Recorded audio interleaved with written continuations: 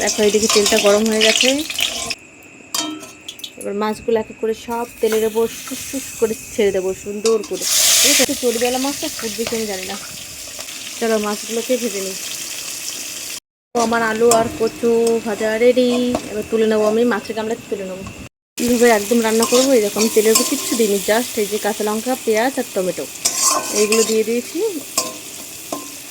এটা ভাজা হতে হতে তোমাদেরকে আমি একটা জিনিস দেখাই। জাস্ট ওয়াও, দেখো মাছের তেলটা জাস্ট আমার দেখে হচ্ছে কখন ভাত নামিয়ে খাবো আমি।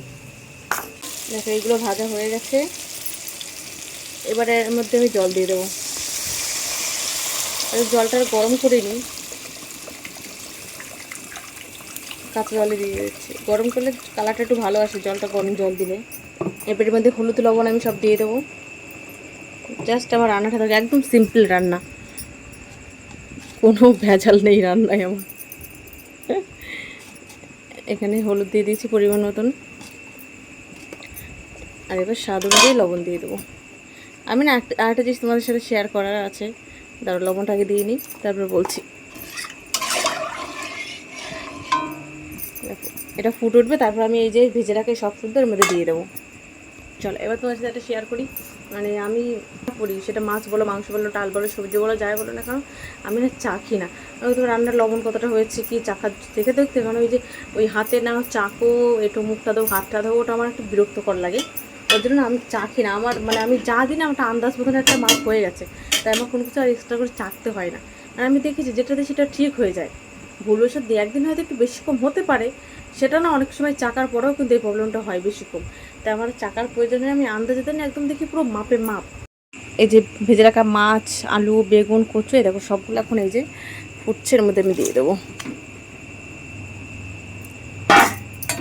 সিম্পল বললাম না, একদম আমার রান্না একদম সিম্পল রান্না।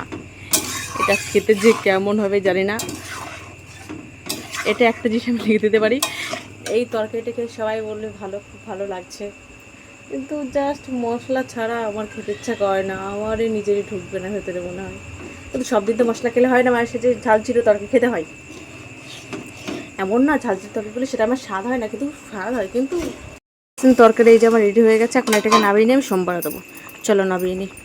দেখো আমার তেল দিয়ে দিচ্ছি, তেলটা গরম হয়ে গেছে। এবার এর মধ্যে শুকনো ঝাল, তেজপাতা আর গোটা জিরে ফোড়নে দিয়ে দিলাম। এটাকে এখন ভালো করে নাড়াচাড়া করে নিয়ে এর ভিতরে এই যে আমার হাফ রেডি মাছের তরকারি, এটা আমি দিয়ে দেবো। এগুলোকে আমি কায়লা করে পুইড়ে ঝামা ভাজা করে দেবো। আমি মাছের ঝোলটা দিয়ে দেবো। যেহেতু ক্যামেরাম্যান আমি নিজে একাই, তাহলে আমাকে ক্যামেরা অফ করে এখন এটা দিতে হবে। দেখি পারি নাকি, গরম, চেষ্টা করে দেখি দাও দিতে।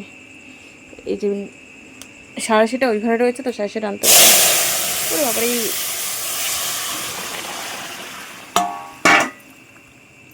এই জায়গাটা জিনিস আমি বেশিরভাগ এই যে তরকারি সোমবার কেন দিই না জানি, ঠিক এটার জন্য।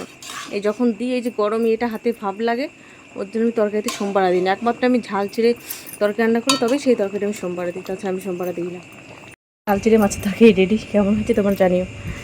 দেখেই জাস্ট মনে হচ্ছে ভালোই হয়েছে, ভালোই হবে আশা করি।